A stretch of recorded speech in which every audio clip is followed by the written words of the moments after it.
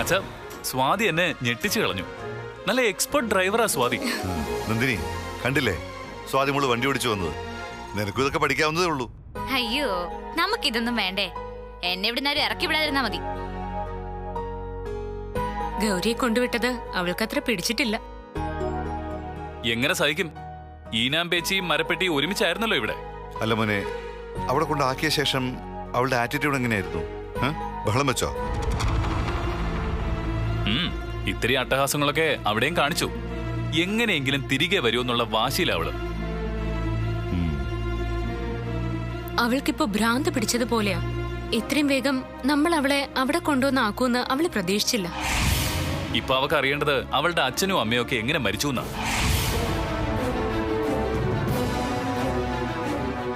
ഓരോ ഭ്രാന്ത്, അല്ലാതെ എന്ത് പറയാനാ. സ്വാതി, താ വന്നേ.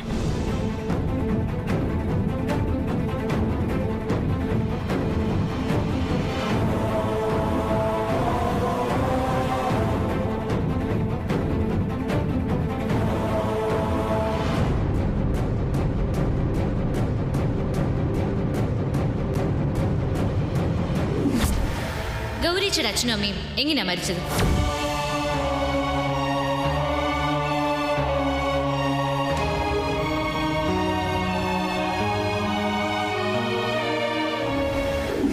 ഇപ്പൊ അവൾക്ക് അറിയേണ്ടത് അവളുടെ അച്ഛനും അമ്മയും ഒക്കെ എങ്ങനെ മരിച്ചു എന്നാ.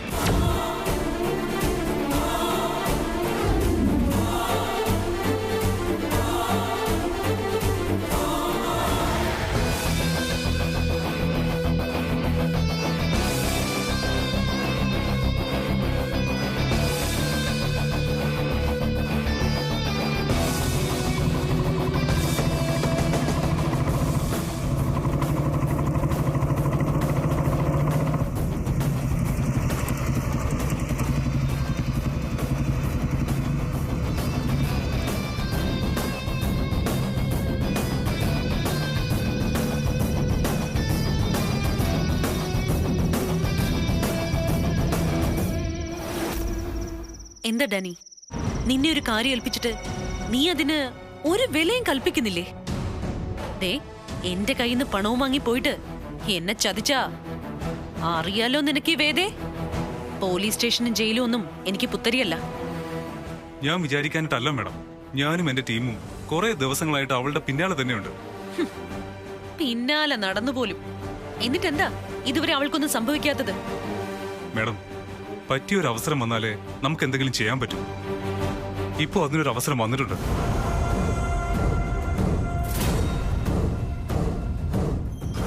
എന്തവസരം?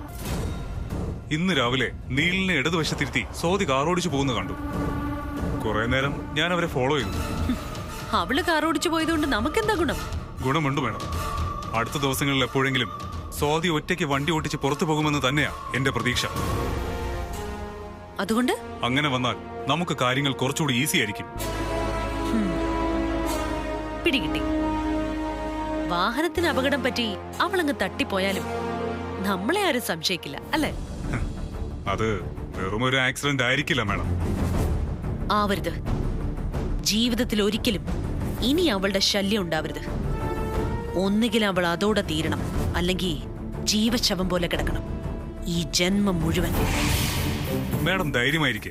2 ദിവസം. എന്റെ കണക്കുകൂടലുകൾ ശരിയാണെങ്കിൽ അതിനുള്ളിൽ മാഡത്തിന് ആ സന്തോഷ വാർത്ത കേൾക്കാം. സ്വാതി ഒരു അപകടത്തിൽ മരിച്ചുവെന്ന്.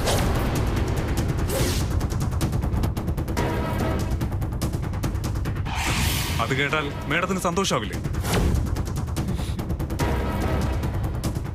പിന്നല്ലാതെ. ഈ ജന്മത്തില് എനിക്ക് കേൾക്കാൻ അതിനേക്കാളും സന്തോഷകരമായ ഒരു വാർത്തയുണ്ടാവില്ല. കാണാൻ അവള് ചത്തു കിടക്കുന്നതിനേക്കാൾ മനോഹരമായ ഒരു കാഴ്ചയും ഉണ്ടാവില്ല. പോലീസ് സ്റ്റേഷനിലും ജയിലിലും ഞാൻ അനുഭവിച്ചു തീർത്ത കറുത്ത ദിനങ്ങൾ, വെറും നിലത്ത് കിടന്നുറങ്ങിയ രാത്രികൾ, ഇടുങ്ങിയ ജയിൽ മുറിക്കുള്ളിൽ ഞാൻ അനുഭവിച്ച ദുരിതം, ഇതിനൊക്കെ എനിക്ക് അവളോട് പ്രതികാരം ചെയ്തേ പറ്റൂ. മാഡത്തിന് വേണ്ടി ഈ ഡാനി അത് ചെയ്തിരിക്കും. അവളുടെ മരണവാർത്ത ഞാൻ തന്നെ മാഡത്തെ വിളിച്ചറിയിക്കും. എത്ര സന്തോഷകരമായിരിക്കും ആ നിമിഷം. ഡാനി, നിനക്ക് ഞാൻ എത്ര പണം വേണമെങ്കിലും തരും. പകരം അവളുടെ ജീവനിൽ കുറഞ്ഞ ഒന്നും നീ എന്റെ മുന്നിൽ വെക്കരുത്. ഇല്ല മാഡം, ഡാനി ഇത് ചെയ്തിരിക്കും.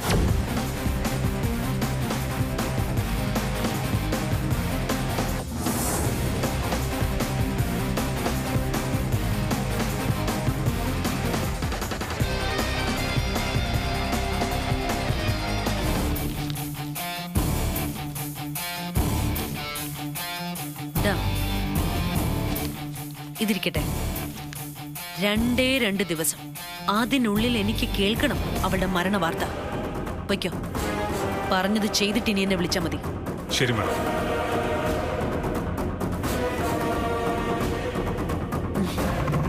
അവൾ ഓടിക്കുന്ന വണ്ടി അപകടത്തിൽപ്പെട്ട് ചോരയിൽ കുളിച്ച് അവള് കിടക്കുന്ന കാഴ്ച കാണാൻ പോകണം എനിക്ക്. അവളുടെ ശവമടക്ക് കഴിഞ്ഞിട്ട് വേണം ആ വീട്ടിലേക്കുള്ള വേദിയുടെ 2ാമത്തെ പടിയേറ്റം. തിരിച്ചു കയറും ഞാൻ ആ വീട്ടിലേക്ക്.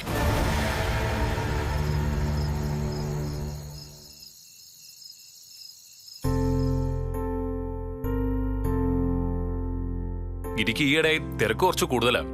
തീരെ കാണാൻ പോലും കിട്ടാതെ. ബാക്കിയുള്ളവർക്കേ സിനിമയിൽ അഭിനയിച്ച് നടന്നാ മതി. ബിസിനസ് നന്നായിട്ട് നോക്കി നടത്തിയില്ലെങ്കിൽ അത് അതിന്റെ വഴിക്ക് പോവും. ഗിരി ഉള്ളതുകൊണ്ടാ കാര്യങ്ങളൊക്കെ നേരെ ചൊവ്വേ നടന്നു പോകുന്നത്. ഉത്തരവാദിത്വത്തിൽ നിന്ന് അച്ഛൻ ഒഴിഞ്ഞു മാറിയതുകൊണ്ടല്ലേ ഗിരിക്ക് ഇതെല്ലാം ഒറ്റയ്ക്ക് ചുമക്കേണ്ടി വന്നത്. വാശിയൊക്കെ കളഞ്ഞിട്ട് അച്ഛൻ ബിസിനസ്സിൽ ശ്രദ്ധ കേന്ദ്രീകരിക്കണം. വേണമെങ്കിൽ ഞാൻ ഗിരിയേട്ടനെ സഹായിക്കാം. മോളൊരു ദോഷം കൂടെ കഴി. കാശിന്റെ കാര്യങ്ങളൊക്കെ എനിക്ക് നല്ലതുപോലെ നോക്കാൻ അറിയാം. അയ്യോ വേണ്ടായേ, മണ്ടത്തരങ്ങളൊക്കെ ഈ വീടിന്റെ അകത്ത് മാത്രം മതി. വെറുതെ ഓഫീസ് വന്ന് വിളമ്പണ്ട. എടാ, അങ്ങനെ നീ അവളെ ചെറുതാക്കിയൊന്നും വേണ്ട. അവള് പറയുന്നതിലും കാര്യമുണ്ട്. ബിസിനസിന്റെ കാര്യങ്ങളൊക്കെ അവളും കൂടി പഠിക്കട്ടെ. അങ്ങനെ പറഞ്ഞു കൊടുക്കേട്ടാ. ഈ ഗിരിയേട്ടനെ ഒരു വിലയില്ല. വിലയൊക്കെ അവനവൻ സ്വയം ഉണ്ടാക്കുന്നതാ നന്ദിനി. ഈ വീട്ടിലെ കാര്യങ്ങളും ബിസിനസ്സും ഒക്കെ കൂടി നോക്കാൻ ഗിരിയും നന്ദിനിയും കൂടി ശ്രമിച്ചാൽ മാത്രം മതി. എന്തിനാ എടുത്തി? ഇവിടെ തന്നെ ആവശ്യത്തിന് തലവേദന ഇവൾ എനിക്ക് തരുന്നുണ്ട്. ഓഫീസിലും കൂടി എനിക്കത് സഹിക്കാൻ വയ്യ. മോനെ, നീല് സിനിമയെ കോൺസെൻട്രേറ്റ് ചെയ്യുമ്പോൾ സ്വാതിക്കും ഒപ്പം പോകേണ്ടി വരും സഹായിക്കാൻ.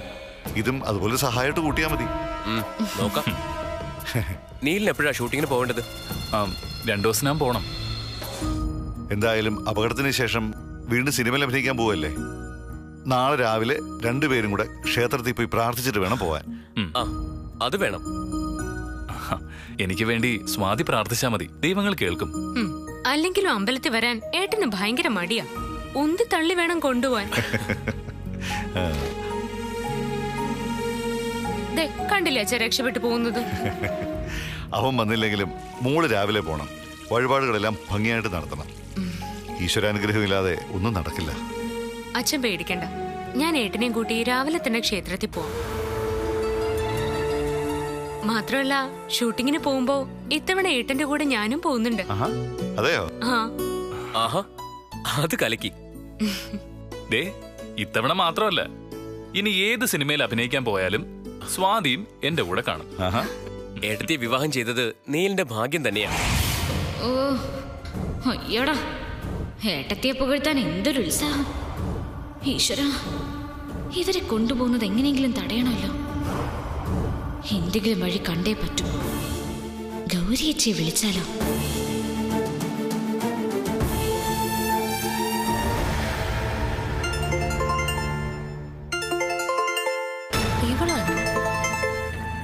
എന്താടി ഗൗരിയച്ചി, ഇവിടെ കാര്യങ്ങളെല്ലാം കൈവിട്ടു പോകുന്ന ലക്ഷണ കാണുന്ന. അതിനിപ്പോ ഞാൻ എന്ത് ചെയ്യാനാ? എന്നെ ഇവിടെ കൊണ്ടുവന്ന് നടതള്ളിയിരിക്കുമല്ലേ? അതൊന്നും പറഞ്ഞാ പറ്റില്ല. ഗൗരിയച്ചി എങ്ങനെയെങ്കിലും ഇവിടെ വന്നേ പറ്റുള്ളൂ. അതെന്താടി ഇത്രയ്ക്ക് വലിയ അത്യാവശ്യം? അവിടെ ആരെങ്കിലും ചത്തോ? ഇതിനേക്കാളും ഭേദം അതായിരുന്നു. ഇതൊക്കെ കണ്ടിട്ടും കേട്ടിട്ട് സഹിക്കാൻ പറ്റാത്തോണ്ടാ ഞാൻ വിളിക്കുന്നത്. നീ കാര്യം എന്തെന്ന് വെച്ചാ പറ. അതെ, അടുത്ത ദിവസം നീലയുടെ ഷൂട്ടിങ്ങിന് പോകുമ്പോ കൂടെ ആനക്കുട്ടിയും കൂടെ എഴുന്നള്ളിച്ച് കൊണ്ടുപോകാൻ തീരുമാനിച്ചിരിക്കോ? എന്താ ഗൗരിച്ചക്ക് ഇപ്പൊ സമാധാനായില്ലേ?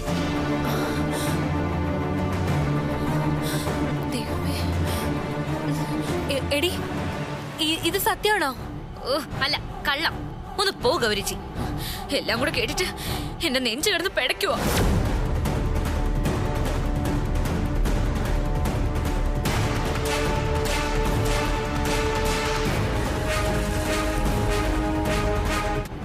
ഇനി ആനക്കുട്ടിയും കൂടി എഴുന്നള്ളിച്ച് ഷൂട്ടിങ്ങിന് പോയാ പിന്നെ എല്ലാം പൂർണ്ണമായി. കാര്യങ്ങൾ മൊത്തം നമ്മുടെ കൈവിട്ടു പോകും.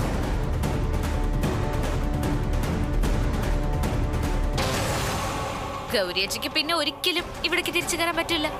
ഞാൻ ഈ വീട്ടിലെ അടുക്കളക്കാരിയായിട്ട് ജീവിക്കേണ്ടിയും വരും. നമ്മളിപ്പോ എന്ത് ചെയ്യണമെന്നാ നീ പറയുന്നേ? എന്തെങ്കിലും ചെയ്തേ പറ്റൂ. അവരേട്ടന്റെ കൂടെ ഷൂട്ടിങ്ങിന് പോകരുത്. അതെങ്ങനെയെങ്കിലും തടഞ്ഞേ പറ്റൂ.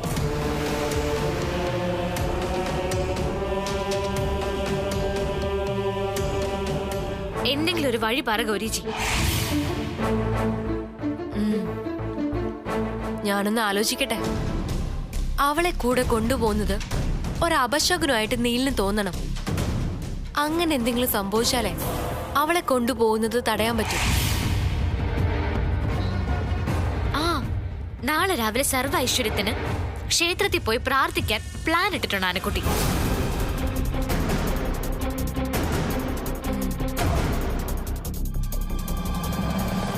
അത് കഴിഞ്ഞ് തിരികെ വന്ന് രണ്ടുപേരും കൂടി ഒരുമിച്ച് ലൊക്കേഷനിലേക്ക് യാത്ര പോകാനാണെന്ന് തോന്നുന്നു. ഹോ, എന്തായാലും ഒക്കെ കൂടി ആലോചിച്ചിട്ട് എന്റെ ഉള്ളിൽ തീ കത്തുക ഗൗരിയച്ചി.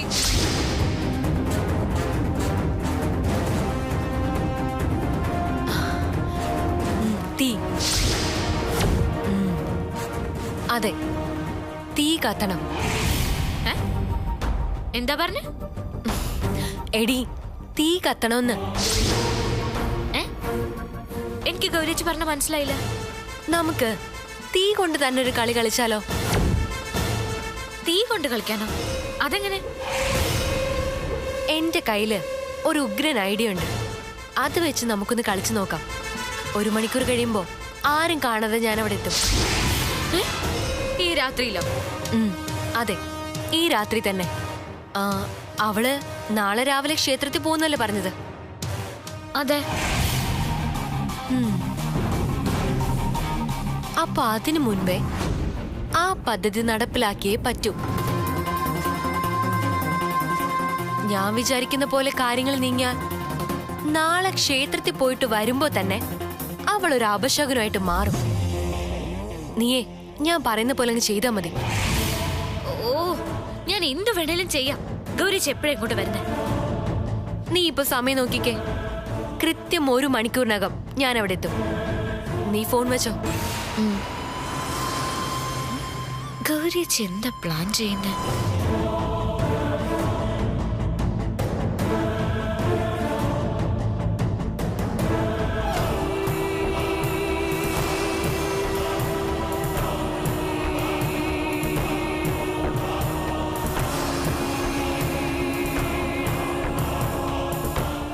എന്താ മോളെ, ആരാ വിളിച്ചത്?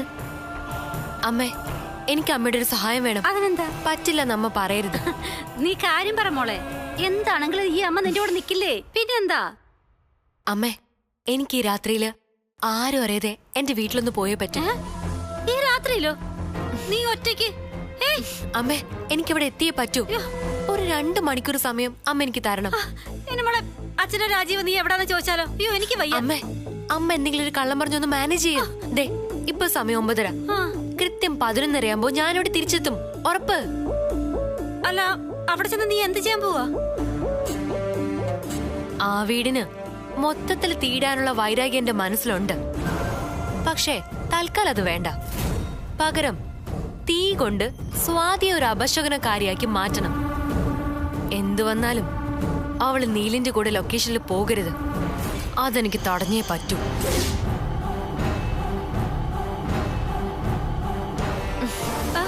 വലതും കേട്ടോ?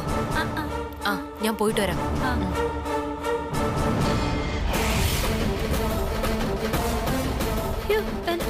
എന്തായിരിക്കും അവളുടെ ഉദ്ദേശം? കൊല്ലാനാണോ? അയ്യോ, മുമ്പാര. അയ്യോ ഈശ്വര.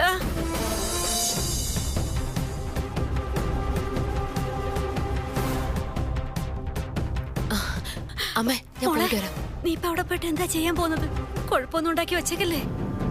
സതോട്ടിനെ അറിഞ്ഞാൽ എന്നെ എണ്ണയിലിട്ട് പൊരിക്കും, അറിയാലോ. അമ്മ പേടിക്കണ്ട. ഞാനേ ഉടനെ തന്നെ തിരിച്ചു വരാം. എനിക്ക് നന്ദിനിയോട് ഒരു അത്യാവശ്യ കാര്യം പറയാനുണ്ട്. ഫോണിൽ വിളിച്ച് പറഞ്ഞാ പോലെ മോളെ. അതൊന്നും പറ്റില്ലമ്മേ. ഇത് അവളെ കൊണ്ട് പറഞ്ഞു പഠിപ്പിച്ച് ചെയ്യിക്കാനുള്ളതാ. സൂക്ഷിച്ച് ചെയ്തില്ലെങ്കിൽ ഇത് അവൾക്ക് തന്നെ കുഴപ്പമായി തീരും. തീ കൊണ്ടുള്ള കളിയാ. തീ കൊണ്ടുള്ള കളിയോ? എന്റെ ഭഗവതി, ഈ കൊച്ചെന്തൊക്കെ ഈ കാണിച്ചു കൂട്ടാൻ പോകുന്നത്? ദേ ഗൗരി, അവളെ തീ വെച്ച് കൊല്ലാൻ പറ്റുവാണോ മോളെ നിന്റെ പ്ലാൻ? പോലീസുകാരെ വല്ല ഈ വീട്ടിൽ കയറി വന്നാലുണ്ടല്ലോ, പിന്നെ എല്ലാരും കൂടെ തൂങ്ങിച്ചെത്താ മതി. അഭിമാനം കൊണ്ട് കളഞ്ഞിട്ട് പിന്നെ ജീവിച്ചിട്ട് എന്താ കാര്യം? അമ്മ ഇങ്ങനെ ടെൻഷനൊന്നും അടിക്കണ്ട. അവളെ കത്തിച്ചു കൊല്ലാനൊന്നും അല്ല എന്റെ പ്ലാൻ. എല്ലാത്തിനെ ശുദ്ധി ചെയ്യുന്നത് അഗ്നി. ആ അഗ്നി കൊണ്ട് തന്നെ ഞാൻ അവളെ അപശകുനമാക്കും, അശുദ്ധിയാക്കും. മോളെ, അമ്മേ, എനിക്കുള്ള വണ്ടി വന്നു, ഞാൻ പോയിട്ട് വരാം. മോളെ പോയിട്ട് വേഗം വരണേ. അമ്മ ടെൻഷൻ അടിക്കണ്ട, ഞാൻ ഉടനെ വരാം. ശരി. ഈശ്വരാ.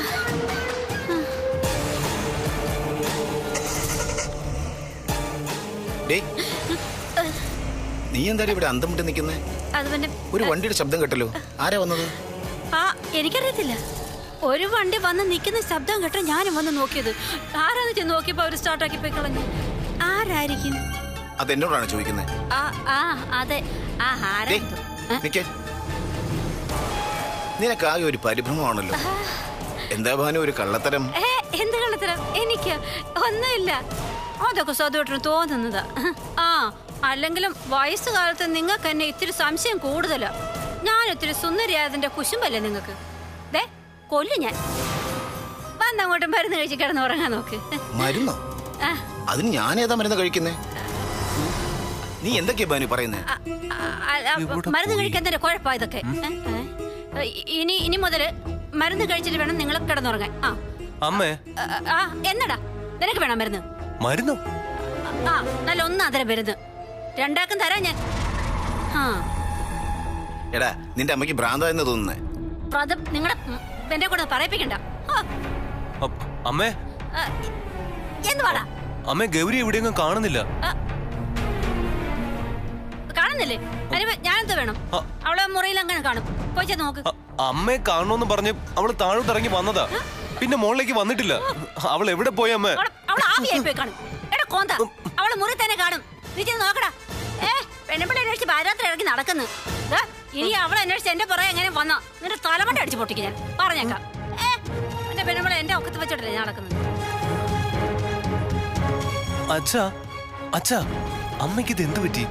അത് എന്നോടാണോ ചോദിക്കുന്നത്? പോയി അവളോട് തന്നെ ചോദിക്കേ, എന്നിട്ട് കിട്ടുന്നതും വാങ്ങിച്ചോ.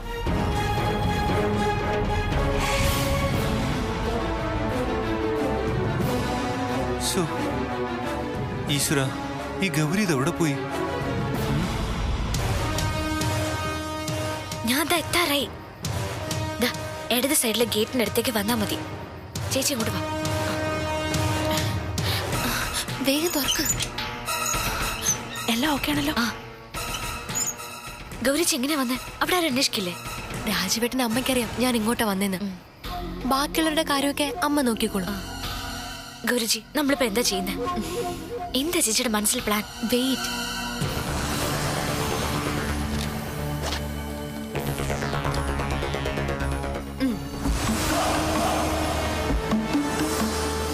ഇതെന്താ?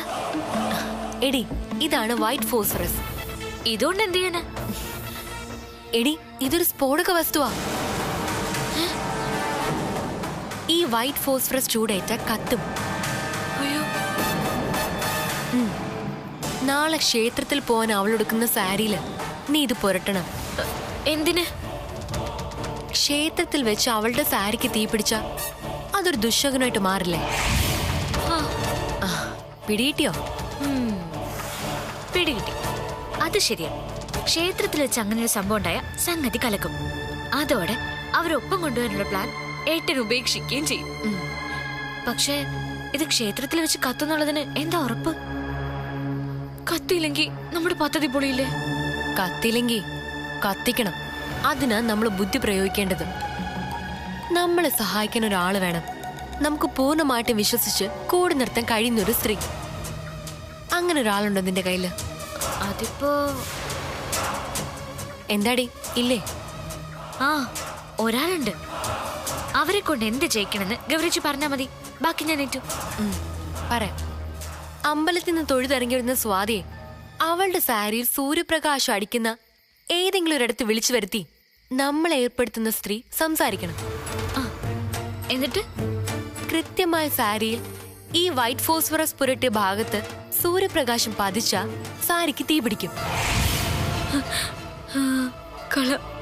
സംഭവിച്ചത് എന്താണെന്നോ എങ്ങനെ സാരി കത്തിയെന്നോ അവൾക്ക് ഒരിക്കലും ചിന്തിക്കാൻ പോലും കഴിയില്ല. സംഗതിക്ക് കൊള്ളാം. അതിന് അവരുടുക്കുന്ന സാരി എന്റെ കയ്യിൽ ഇങ്ങനെ കിട്ടും. അത് നിന്റെ മിടുക്ക് പോലെ ഇരിക്കും. ആദ്യം ഇതങ്ങോട്ട് പിടിക്കും. ദേ, സൂക്ഷിച്ച് കൈകാര്യം ചെയ്യണം. കണ്ണിലോ മറ്റു വീണല്ലേ കാഴ്ച തന്നെ നഷ്ടപ്പെടും. അത് ഓർമ്മ വേണം. എന്താ പിടിക്കും. ഇത്രയ്ക്ക് വലിയ അപകടം വരുത്തണോ ഗൗരിജി? വേണോടി. അവളാ ക്ഷേത്രത്തിനകത്ത് നിർത്തി കത്തിക്കണം. ദേവിയുടെ മുന്നിൽ വെച്ച് തന്നെ അവളൊരു അപശകുനമായിട്ട് നീലിന് തോന്നണം. അതോടെ അവളെ ഷൂട്ടിംഗ് ലൊക്കേഷനിൽ കൊണ്ടുവന്ന പദ്ധതി നീലങ്ങ് ഉപേക്ഷിക്കും.